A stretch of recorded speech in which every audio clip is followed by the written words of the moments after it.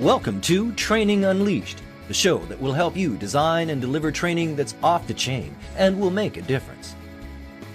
Now, here's your host, Evan Hackle.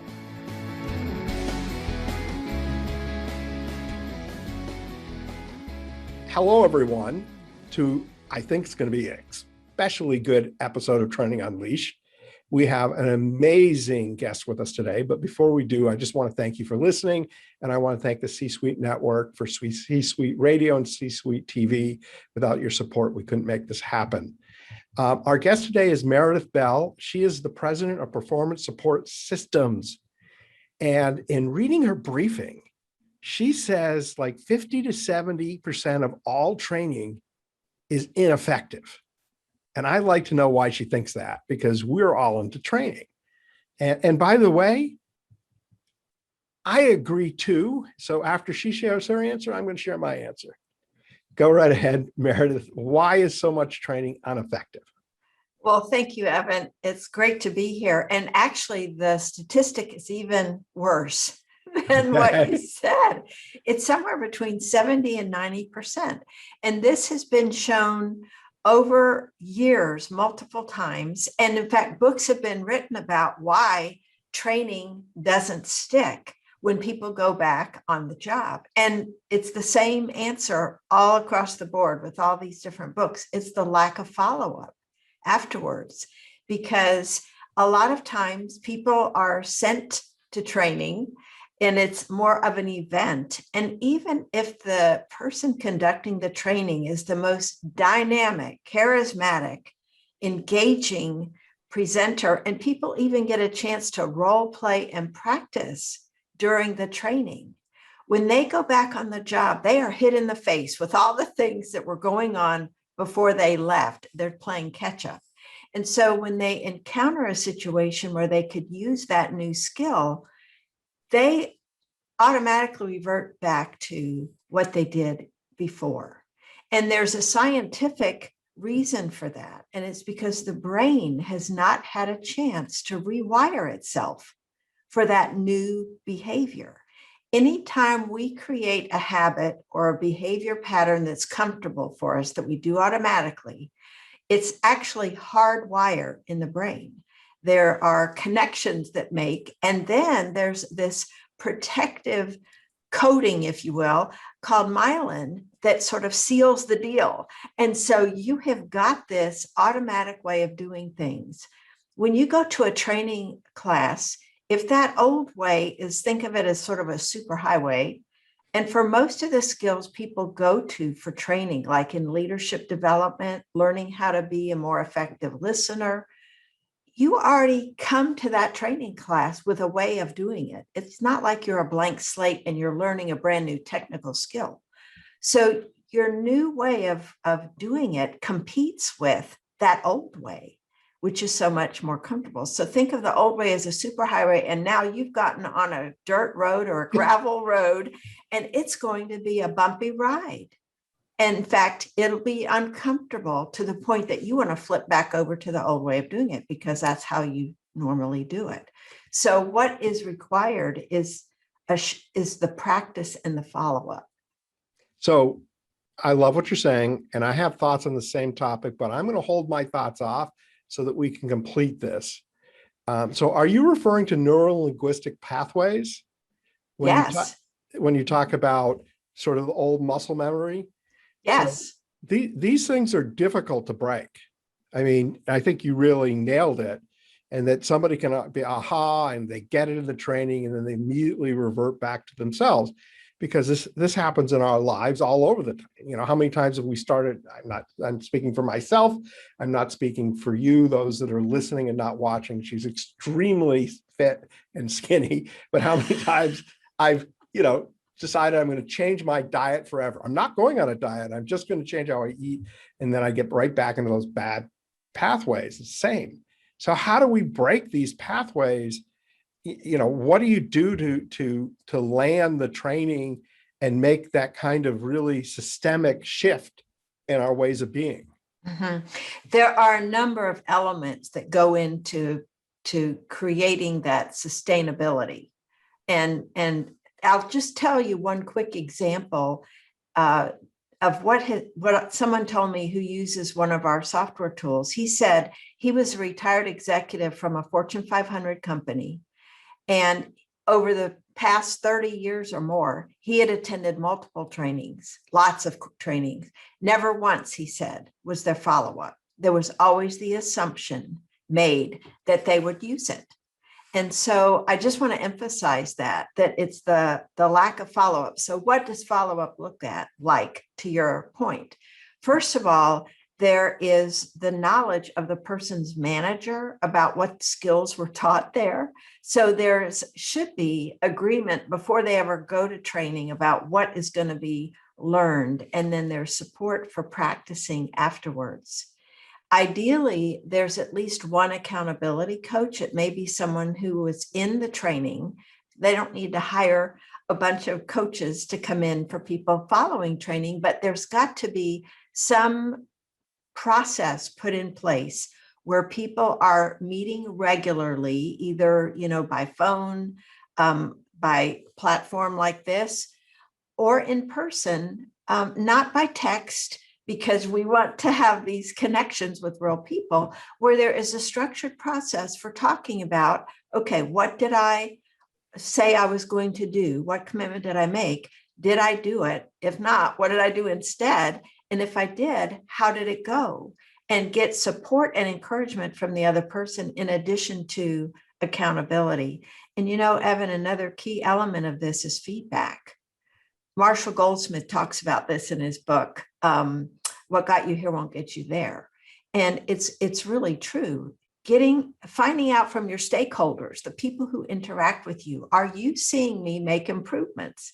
And what suggestions do you have for my doing it even more effectively? So that we are holding ourselves accountable for doing this. Making a public commitment is always a powerful way to let people know, here's what I'm working on. Because everybody's busy doing their own thing too. They notice when you're not performing the behavior well, but they may not be paying attention to when you're working hard to do it well. And so asking for them to give you input is another way of that whole accountability piece being in place. I'm going to give you my quote, which is from Tom Peters, which is harder to unlearn than it is to learn.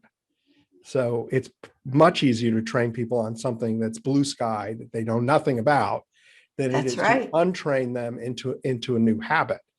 So I want to just share sort of my insight on why training doesn't work. And I see a couple things. One, management doesn't deem it worthy for themselves. So they train their staff, but management doesn't take the same training themselves. So even if they follow up, they don't even know what to follow up on because they are oblivious because they are quote unquote too busy. The other reason I think that training doesn't work is many companies are very stingy on training. So my son just literally started a job with a large retailer. I will leave their name nameless. And the first day he gets to the job, he has 5 hours of consecutive e-learning. 5 hours in a room by himself doing e-learning. And there's no like show and tell, and there's no, so when we do e-learning for companies, we encourage them to be interactive and that there's a place where they validate, with a manager, they demonstrate, and the manager goes into the e-learning and says, yeah, this person knows how to do that. And to prove the knowledge. So they condense it. They don't spend the money because maybe it would take more days to train my son if they spread it out, if they did the validation. They don't want to spend the money to do that. And then I said, well, because he actually has worked for me before, so he's pretty adverse to what good e-learning is. And he said, they had some classes that were really good, but he said a lot of them were just watching PowerPoint. And, which is just miserable. And the whole name of the show, by the way, Training Unleashed, is the idea that companies undervalue training. And when you unleash training and you do it right and you do it well, you have a massive impact on the growth, the profitability of the company. Mhm. And when you put people out there that are not properly trained, which is why your point that you're making of the follow-up, making sure they demonstrate them, the reminder, the consistency, I think you're dead on.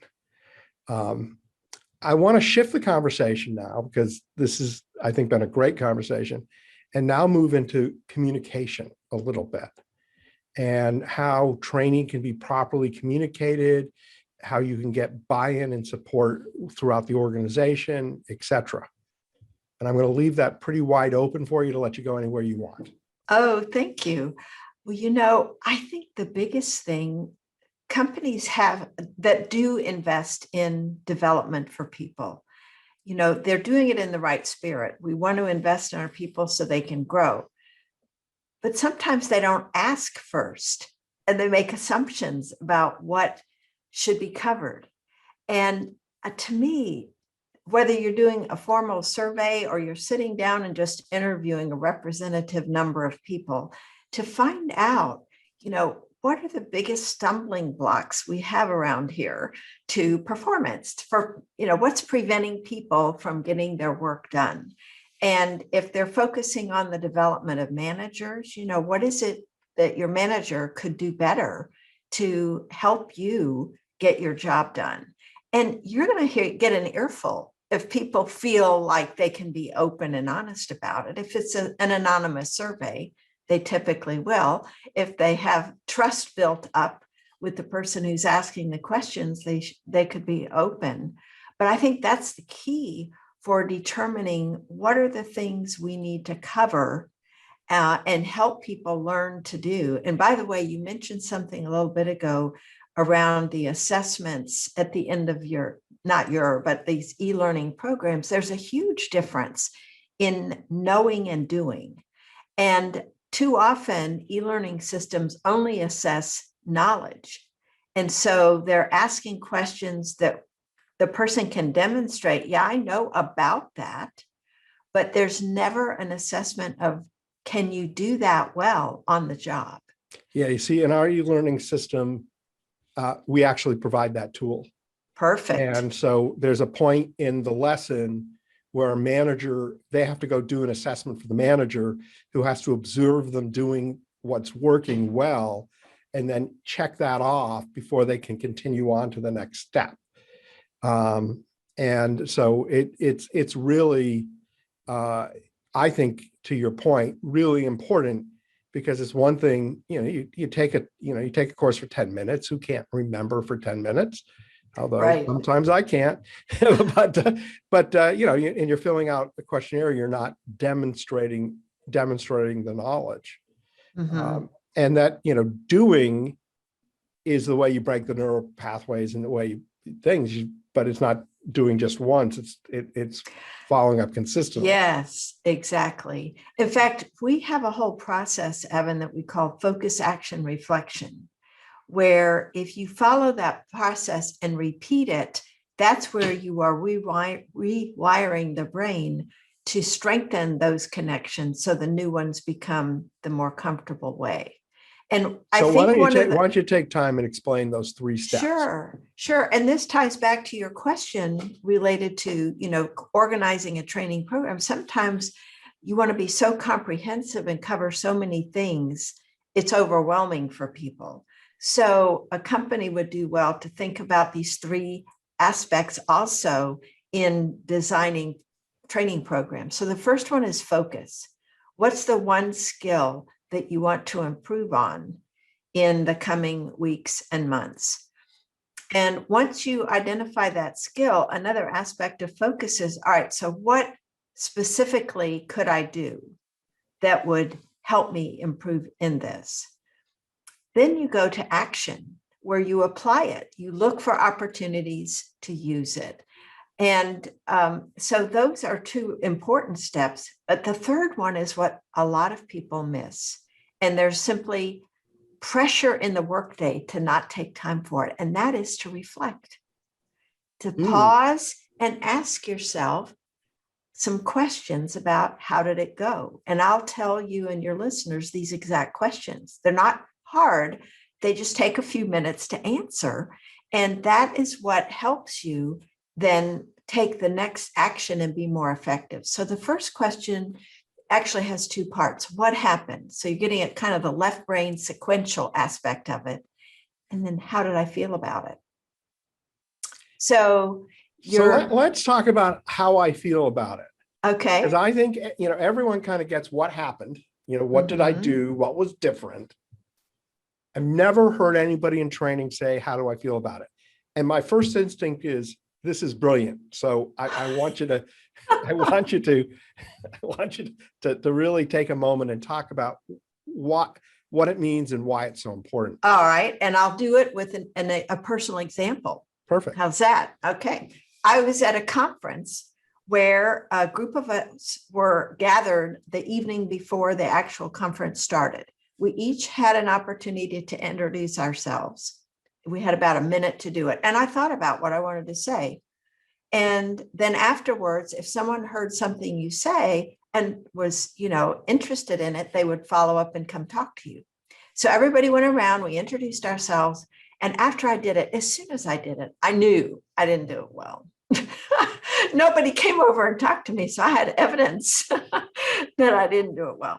So I felt pretty crummy about it. And what happened was I started running this loop in my head, negative self-talk about what I had done and why I had done it. So how I felt about it is a key aspect of reminding us, gosh, I really do need to process this, because otherwise I am going to spend way too much time, unproductive time, rehashing this in my mind. And each time I do it, I'm going to feel worse about myself. So the flip side of that is, if it went well, to reinforce the good things I did is, a good thing to pay attention to. So how I felt about it is really important. I really love that. And I also would say that when people start feeling good about something they've done that's a change, you're more likely to build that habit, because you're winning the mental battle of, I don't like change, Mm-hmm. which is interesting. Yes. So then after you've kind of gotten in touch with those two things, then you look at, why did it happen that way? Why did I say what I did, or why did they say what they did? What was behind it? What was the motivation? What was the driver for what occurred? And then the third question is, well, then what kind of outcome did I get? How do I feel about the outcome? Did it turn out the way I hoped it would, or not? And then you look at, well, what could I do differently next time so I get a better result if I'm in a similar situation? And the final step is just, well, what's next? Is there a step I can take in the next 48 hours in terms of looking for opportunities to use this skill again?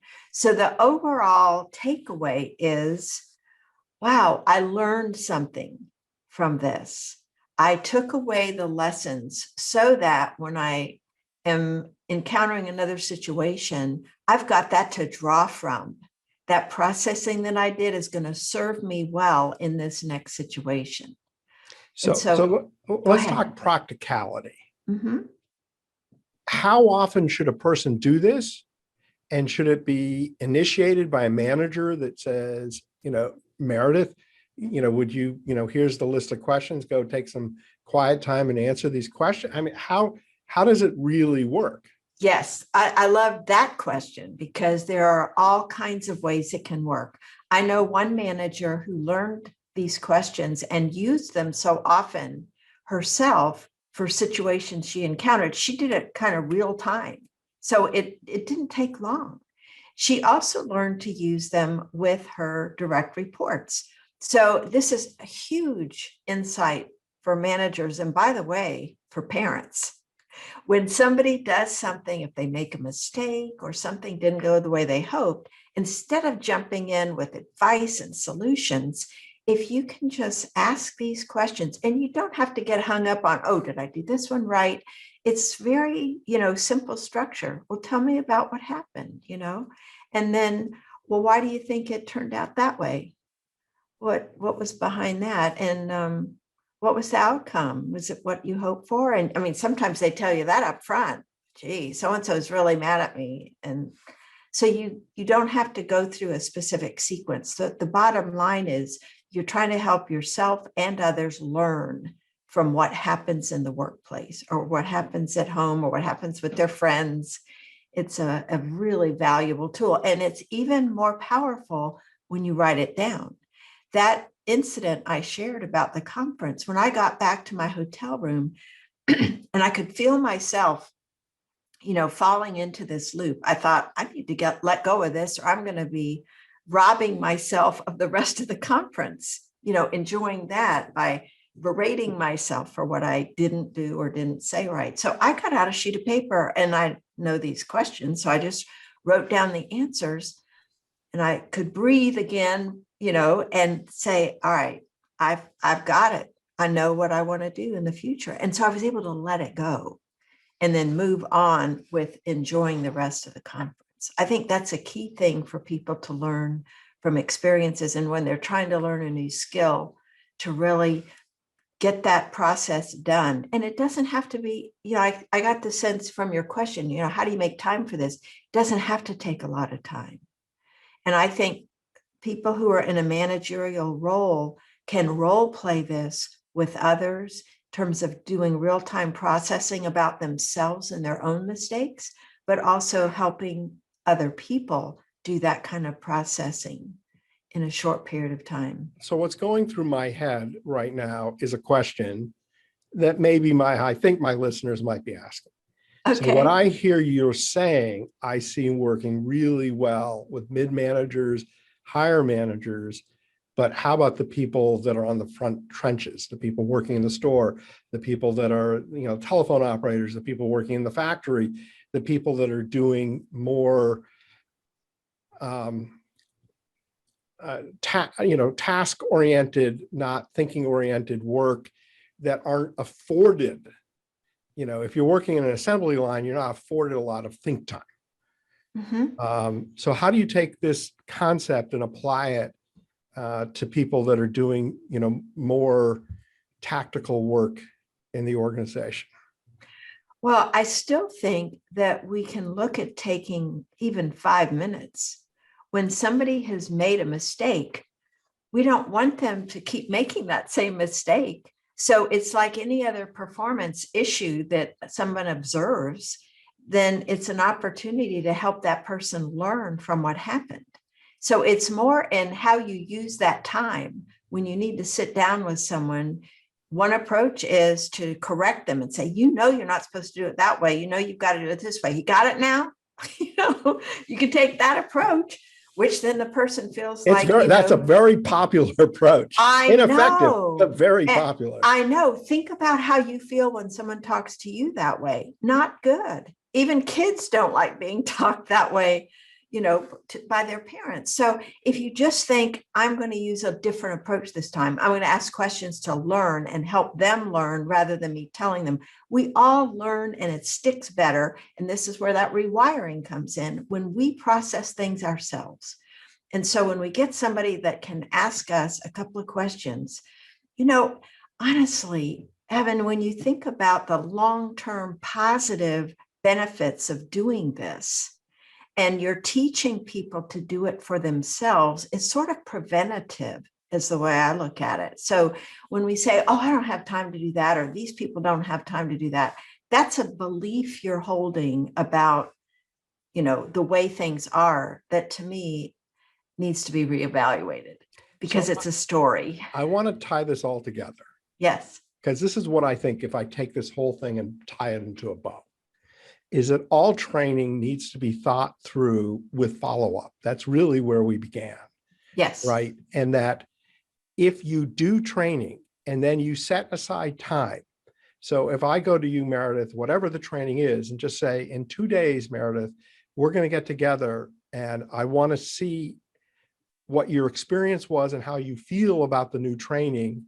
And we're going to do it in 2 days, and then we're going to do it in a week. so that we can see the improvement and how you're feeling about the training, and I can support you through the process. Then the learner is going to know a couple things. One, they need to do this because someone is going to ask them. So it's not like they can just hide and go back to their old habits. And two, then you get the opportunity to really debrief them or ask them to debrief themselves and then share their learning.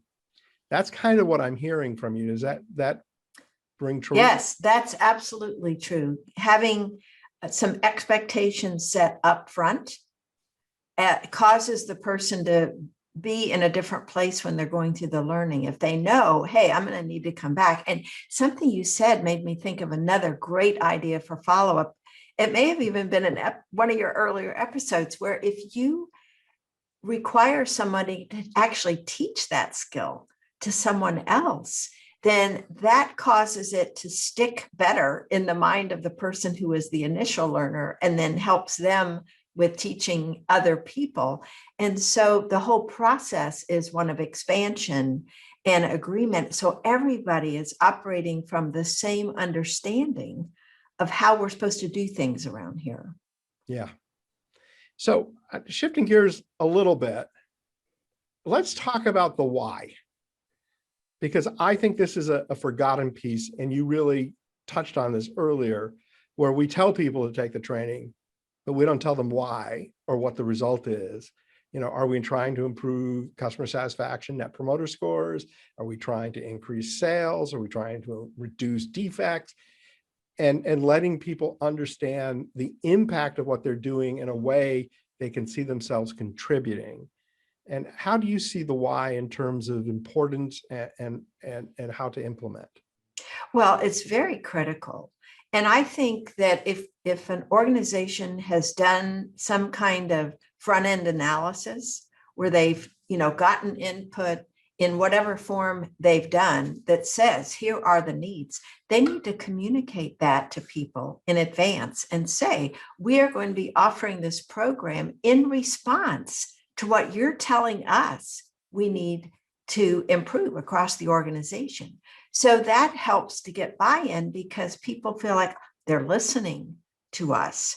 And so I think that's huge. And then to make it personal, what will be the benefit to you if you learn to be better at ABC skills, and get them to think about that and even be able to articulate it at the beginning of the training. What is it you hope to get out of this? Why do you feel this is important to your work? And if somebody is struggling with answering that, well, there's a red flag for you. You need to pursue that a little bit, because that's going to really impact how what they bring of themselves to the training, where their mind is. So I think before we jump in too much into delivering content, it's getting the assurance that people understand why they are there. So there's a personal aspect to it and an organizational aspect. And I would add to that something you said earlier too, which is to involve the learners in the discussion about the training before you do the training, before you even build the training. Because if I'm a learner and I know why, and I know that other people like me encouraged this to happen and supported this, I'm much more open to it than just if I thought this is, management peering down at me and giving it the blessing without really knowing the real world. Yes. Yeah. So Meredith, we could talk forever. And I've got, a whole bunch of other things, but we don't have time. But what I think our listeners would really love to know is about your company and what you do and what kind of customers and how you help people, because I know that if somebody's listening and this is resonating, you're the type of person they probably want to speak to. That's great. So please tell us. Okay. Well, we are a software company, so we've created tools to help with the assessment and development of people in the organizations. That's what we are all about. And so we have a survey tool that can be used for 360 feedback, for team assessment on the effectiveness of a team, and even organization-wide. So that's one piece to help people find out, what do we need to focus on, or how is this particular individual doing, and what could they what are their strengths and what do they need to improve. And then we have an online coaching and development tool that incorporates many of the elements that I talked about today, the focus, action, reflection, having a support coach. And then we've also got a couple of books that people could get either individually or to use in their organizations. One is called Connect with Your Team, Mastering the Top 10 Communication Skills. And this is something I co-authored with my business partner of 30 years, Denny Coates, because we wanted to bring together and reach lots of people, because we know, and you know this, Evan, a core element of problems in organizations is around communication or miscommunication. Absolutely. And so that was a key reason we wrote this book. And a companion book is called Peer Coaching Made Simple, which can be used with the communications book to put people in partners to support each other as they're trying to make these improvements. So it sounds like you're the perfect company to go to help people really understand the front end, to really get to what is needed, to validate that, and to get corporate buy-in and understand the communication of that, and then work with companies to help execute and implement. Am I saying this right? Yes, we have the front end piece. We also have a development piece that's a 1-year subscription called Strong for Performance that helps people with their development in the communication skills in particular. Yeah. So Meredith, before I go to the next question, I'm going to build a question in here if I can. You know, we just launched a book club for the Training Unleashed group, and our first book is Radical Candor by Kim Scott. It's a great book. I don't know if you've ever had a chance to read it. I have not. It sounds great. Oh, her concept's great, and the amount of true coaching she gives is fantastic. But there was a debate, and it was kind of interesting in her book. It's almost like she's debating with herself about 360s, about whether 360s are anonymous or 360s are not anonymous, that you know everybody and what they're saying. And she was sort of going back and forth and back and forth. And she basically came down ultimately with that they should not be anonymous, which is exactly the opposite of how I've ever done a 360 every time I've given them. And I'm not saying she's right or wrong. In fact, she was clearly anguished about the subject a little bit, because she thought that there could be more candor if it was anonymous. But at the same token, if it was transparent, it would be easier for someone to speak to that person and better understand and get more feedback. So I'm just curious where you come down on 360s in terms of anonymity or not. Oh, I love that question. And honestly, there's a way to kind of do it in a blended way. We typically recommend that the 360 survey be anonymous. And part of the answer, honestly, Evan, is how much trust there is in the organization. If there are a lot of issues around, managers, and those are the people that are receiving the feedback, people are going to be afraid to be honest for negative repercussions, somebody trying to find out who said what and that sort of thing. So we recommend that part of the actual survey be anonymous, but then after the manager gets the results, and I'm using manager very generically, it could be anybody. Yeah.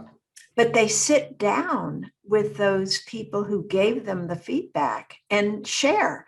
Here's what I learned. Here are the strengths you said I had, and I'm going to really leverage them. Here are areas for development. This one was a blind spot for me. I had no idea this was a problem. So I need more information. And if any of you have any kind of input that could be helpful for me right now, I would really value it. And that's where people can obviously not anonymously share. Well, you embarrassed this person when you said such and such. There are different ways then you can draw out. You're really giving people an opportunity. Yes. So if they feel brave, depending again and safe what the environment's like, they'll speak up. Otherwise, they'll just kind of sit there looking around. But another aspect that can be important in this dialogue is for that manager to say, and here's something that was brought up that I believe strongly in my heart is not something I should change. And they can explain why. So there's a key element of bonding, team building that can go on when there's this interpersonal component after the initial assessment and report has been given. So that's where, to me, the non-anonymous piece can best come in. Very cool. Very cool. So we are over time, but we get the final two questions for sure. The first one is, I know that you have offers. What are the offers, and how do people, how do they Sure. Well, our website is growstrongleaders.com. And our special offer is if they do / training unleashed. So basically remembering your podcast name, and it's growstrongleadersplural.com / training unleashed. They can also learn more about our books and our programs there. And the two things, actually there are three. One is a quiz they can take that helps them assess how well they interact with their team members and others, how they perceive others as interacting. Then we have a free ebook based on the first chapter of our book called Listen Like a Pro. And the third one is a call with me to just, find out, is any of our books or our products a good fit for your organization, and be of help in any way I can, because I believe in being of service to others. I can tell that from our conversation. You've been really a great guest. We're not done yet, though. We always end with, if you had one tip to share, what would that tip be?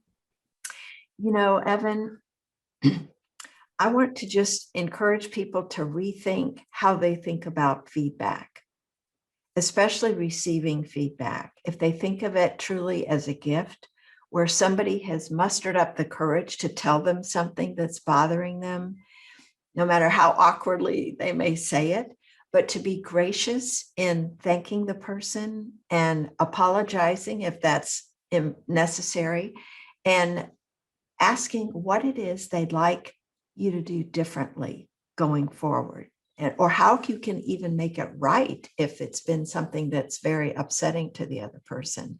Because all of those elements go into giving the other person permission to come to you again in the future. So it opens the door to real communication, real bonding, and a strengthening of the relationship. I love that tip. I'm a big believer in feedback. Feedback is a gift, a real gift. And part of the book, Radical Candor, talks about the importance of feedback, and people accepting it and appreciating it. So I think your tip is fantastic. You've been a great guest. I want to thank the audience. I mean, without you, I don't have a podcast. Just as a personal note, more and more I hear from people. And for me, that's really gratifying. I also want to thank my friends at the C-Suite, C-Suite Radio, and C-Suite TV. And also want to encourage all of you to go to our website, trainingunleashed.net. It's completely redone. Sign up so you get notified of all of our great new guests, and consider signing up for the book club. It's free and it's fun. Everyone have a great day. Training Unleashed is brought to you by Tortal Training, specializing in e-learning and interactive online training solutions for corporate, government, nonprofit, and franchise organizations. Tortal makes effective training easier. Just go to tortal.net to gain access to real-world tools that can make a difference. That's tortal.net, Tortal, tortal.net.